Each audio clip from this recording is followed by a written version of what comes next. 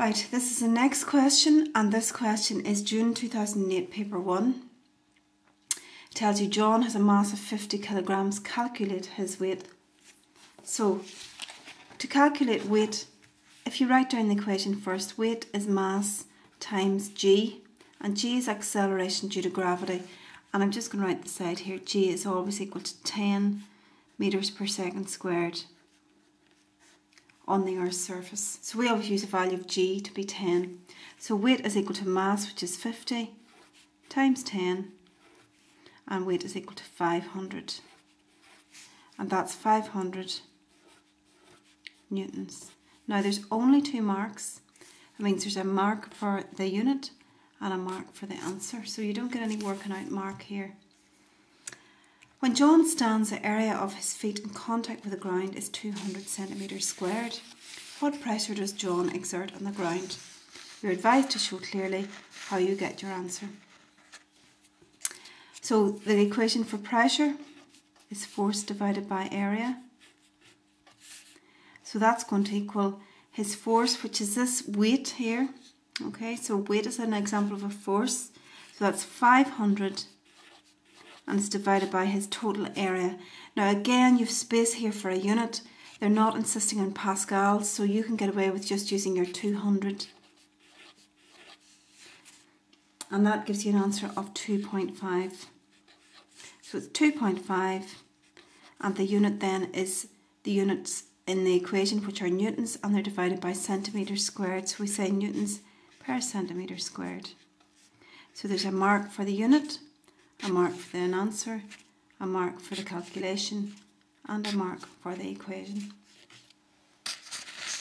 When John stands on 1 foot, what effect does this have on the pressure that he exerts in the ground? Now that means that he has much less area on the ground, and if you look at the equation, if I just write the equation over here again, that means that we're making this smaller. So if you divide a number by a smaller number, you get a bigger answer. So the answer is that the pressure increases.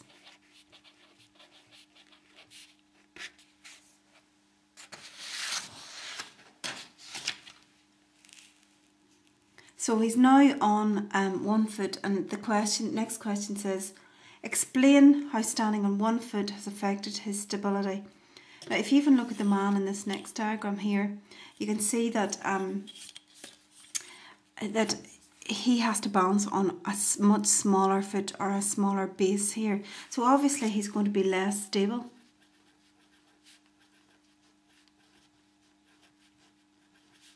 But you have to explain why he's less stable. And we're back to this idea of the centre of gravity. So if I just put a wee dot here to see the centre of gravity and this line of action.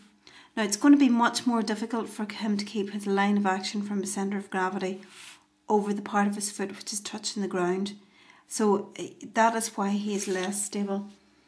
So it means that his line of action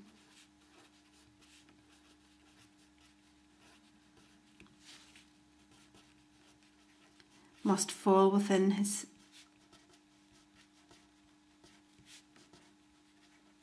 I'm going to call it his base. It's just the part of his body which is touching the ground. So the line of action must fall within his base. It is more difficult to do this, or more difficult for this to happen.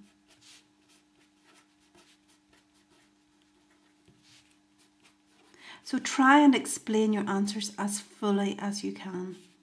It's more difficult. Explain in terms of his centre of mass how John stops himself from falling over when he stands on 1 foot. Now if you saw in the last question I drew a dot, you probably can't see the dot. But if I draw an arrow now, you can see there's the arrow from his centre of gravity, his line of action. So he must make sure that arrow is going through his foot here. So what he has to do is he has to lean over.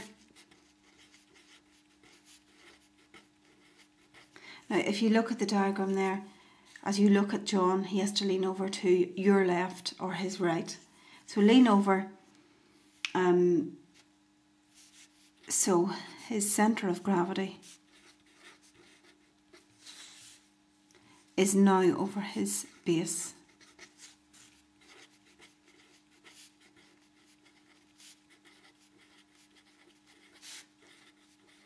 And his base again is his single foot that's touching the ground.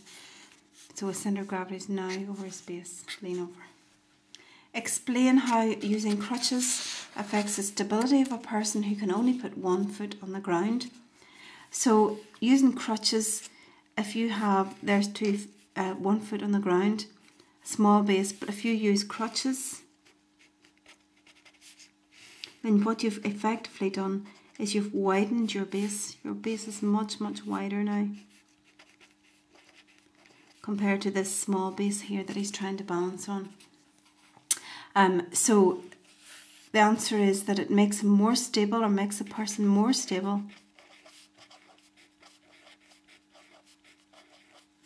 And the reason for them being more stable is that the base is now wider.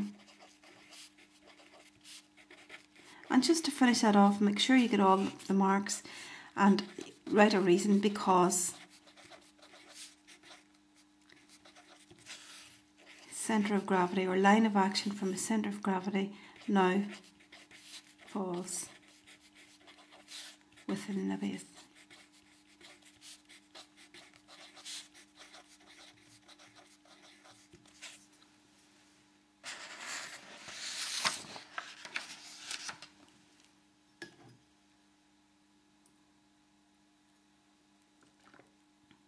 A tray can be carried by one hand, provided the hand is placed underneath its centre of mass. A cafe owner has purchased new trays in the shape of an artist's palette. See the diagram below. Describe with the help of a diagram an experiment to accurately find the centre of mass of one of the trays. Now if you just look down at the number of marks awarded here, there are 6 marks. So really what the examiners are looking for are 6 points which will describe what you need to do. So this is this idea of hanging up a shape and hanging a plumb line on it at least 2 places around the edge, and then where the 2 lines cross, that's where your centre of mass or centre of gravity is. So we're going to start off by make a hole at the edge of the tray.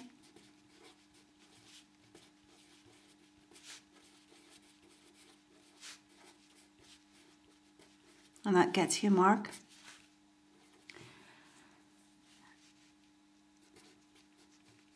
Allow tray to hang freely.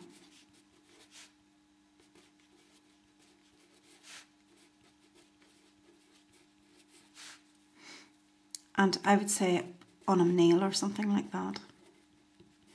But it's a hang freely bit that will get you the mark. Okay, so when it's come to rest, then hang plumb line. And I'm going to say on the nail. That's your 3rd mark. And then when they both come to rest, mark position of line. That's a 4th mark. So we're nearly there. We're nearly up to our 6 marks. And then repeat for different position near the edge.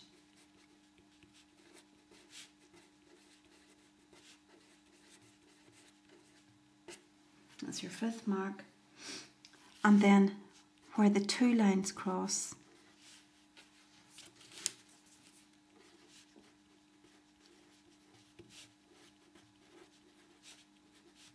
is your centre of gravity. Now I'm sure you'll make a reasonable stab at that, and maybe you've got 4 or 5 marks there, but to get 6 you have to really explain as clearly as you can how you find the centre of gravity.